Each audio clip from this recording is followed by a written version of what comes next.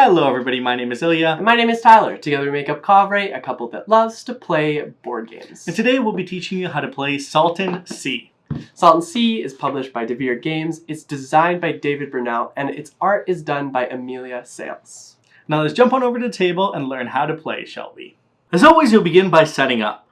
Each player will choose a color and take all the corresponding components to make up their game board. This is your business development track. Your progress will be marked with this marker, and as you move along, you'll obtain warehouse upgrades and get more engineers. This is your human resources area. This is where your engineers will start. This is your warehouse.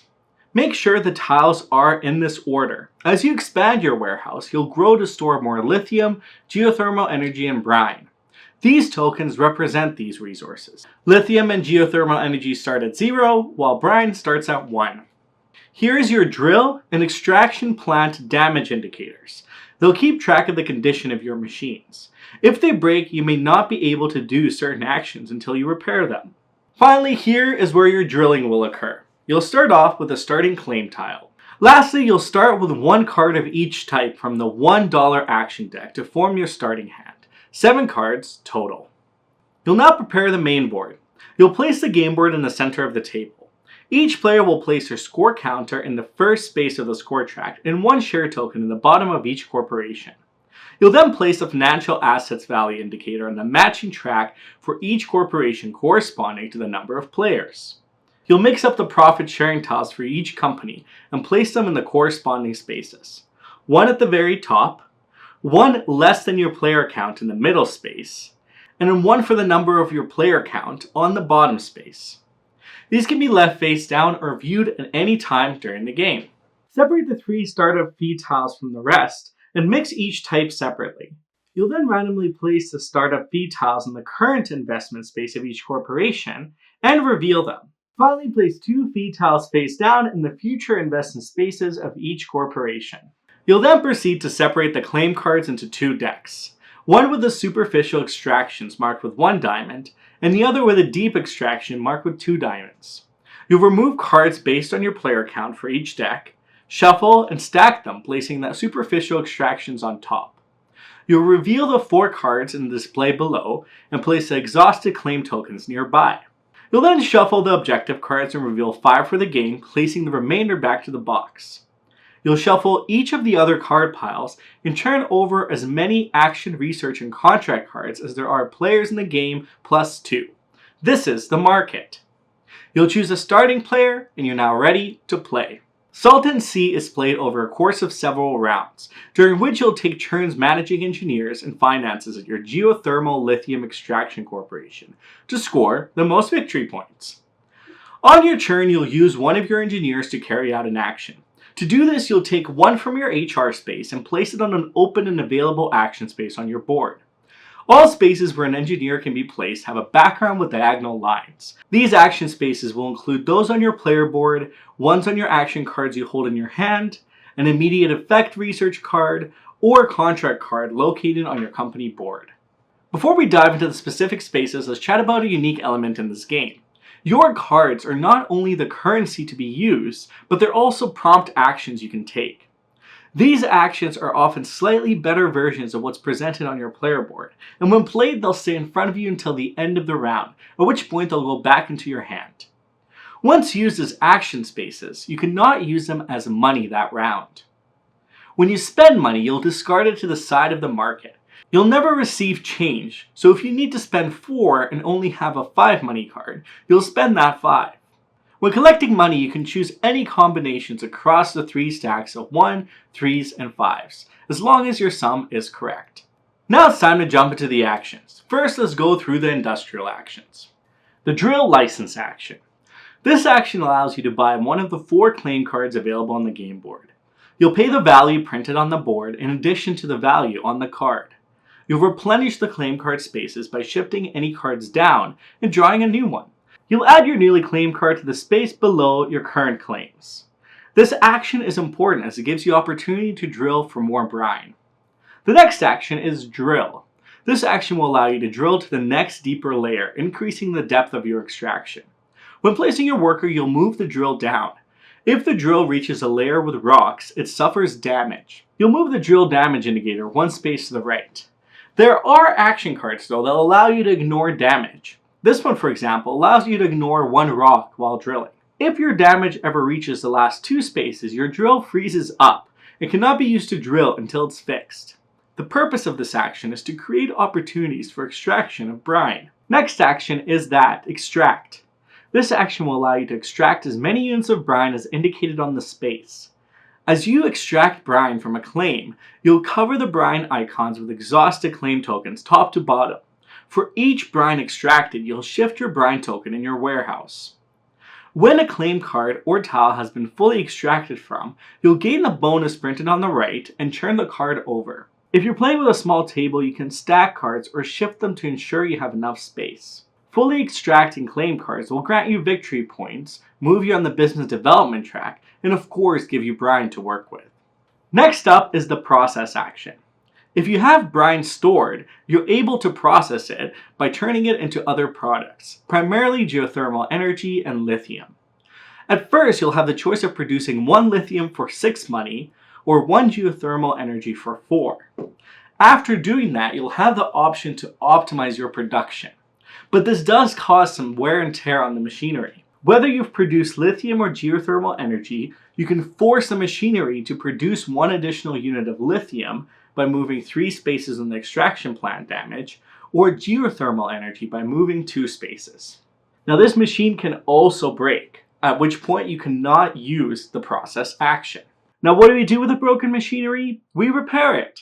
The repair action on the board allows you to repair 2 points of damage within each track by paying 3 money per space moved. Now there are action cards that let you repair at a cheaper rate. Now let's jump into commercial actions with the sell action. Using this action allows you to sell products you have in your warehouse to a corporation of your choice. Each corporation purchases a product at a different price. You can sell as many units of a type as indicated on your action space. You'll then receive money from the market, as we discussed earlier, in any denominations that you choose. Now after you sell, the indicator on the financial assets value track will go up 1 space, regardless of how many units you sold. When the asset value passes a change fees tile icon, you'll replace the fee tile with a new one from the top of the stack. Once it reaches the last space, the corporation is closed for the game. 2 corporations closing is one of the 2 ways the game ends. Next up is the entering into a contract action. This allows you to take a contract card from those face up and put it in one of the 2 spaces on your board. You may only have up to 2 contracts active at a time. Now what do you do with a contract? You execute them. Next up is the execute a contract action. You can spend the product units required in order to execute it. In exchange, you'll receive the benefits printed below. This will often be money, victory points, share in a corporation, business development track movement, and sometimes even a free claim card. You'll remove the executed contract card from your company board at the end of the round, leaving space for a new one to enter. You'll want to be careful as you'll lose points for any uncompleted contracts at the end of the game. Now, the management actions. Research. This action allows you to take one of the face-up research cards in the market as long as you have space for it on your company board, and you can pay the price. You'll place in the farthest left space above the warehouse. As you increase your warehouse capacity, you'll create more room for research. Now there's 2 types of research cards, permanent and immediate. Permanent effects can modify a specific action by making it more effective. Additionally, these cards will grant you victory points at the end of the game. Immediate effects have an action space in the lower part that you can only use once for the whole game. When used, you'll remove this card at the end of the round. These abilities are often more effective than the standard ones on your board. Next action is the buy shares. When you take this action, you can buy as many shares as the action icon indicates. You'll move your token up that many spaces on the shares track for a corporation, paying the cost indicated for each share as shown on the financial value track at that moment. The shares are limited by the financial assets value indicator. You cannot buy more shares from a section above the one that the current indicator is in. As you move up, you'll be able to receive additional bonuses such as movement on a development track or rewards from the profit sharing tiles. If there's more than 1 tile present, you may choose which you want to take. These essentially strengthen your actions, give you victory points, and provide other various benefits. If strengthening your actions, they're used only once per round when taking that action. Once used, you'll flip them face down until the next round. Now let's discuss developing a business project.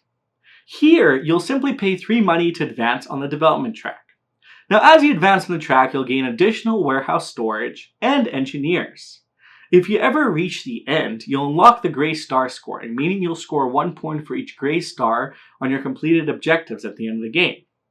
If you advance further, you'll simply receive 2 victory points for each advancement. 2 more actions. Obtain financing is exactly that. You'll place an engineer and gain money. Unlike other actions, this action is unlimited in its usage. And the last one, of course, is repeat an action. You can play a worker here and money to repeat an action that is currently blocked on your player board. And that's all the actions. Let's quickly chat about contracts. You'll have a short-term and long-term contracts that you'll be competing for. Short-term contracts have 1 diamond and are races to finish. The first player to complete them will receive the card and the benefits below. Long-term contracts have 2 diamonds on them and are scored at the end of the game. Players will receive victory points and stars if they meet the condition. Ties here are friendly, meaning both players will receive the points. Now that you know all the actions, you have an idea of how the game will flow. Players will take actions until all their engineers have been used up. At this point, the round comes to an end. At the end of the round, you'll place your engineers back to the HR space. Any executed contracts or immediate research cards are placed to the side, and action cards you've played as action spaces you'll take back to your hand. On the game board, you'll discard the claim card in the bottom space and move all the cards down, revealing a new claim card. In the market, you'll discard the face-up card farthest right in each deck and shift and replenish the market. And finally, the next player in turn order can start the following round. You'll keep playing, taking turns until the game ends. This happens when during the end of the round phase, there's no more cards to draw and reveal in the claim deck, or 2 corporations have closed. At this point, you'll score your additional victory points. First, you'll multiply the number of shares by the victory point value shown in the financial asset track for each corporation. You'll receive 1 victory point for leftover brine, 3 for geothermal energy, and 5 for lithium. You'll add victory points from your research cards. You'll score gray stars if you reach the space in the business development track, and you'll score long-term objectives you fulfilled, including the gray stars. Finally, you'll add up 2 victory points for every 3 money you have in your hand. You'll also lose victory points for damage to your drill or extraction plant, and any contracts you haven't fulfilled, losing half the victory point amount as indicated on the contract. You'll compare your scores, and the player with the most points wins. Now, thank you so much for watching our How to Play video. Do you have any questions? We'd be happy to answer them in the comments down below. And of course, if you like this video, give us that thumbs up, hit that subscribe button if you're new here, because we make weekly board game content. Would you like to see another How to Play video? What game would you like to see? Let us know. Until next time though, we will see you later. Bye!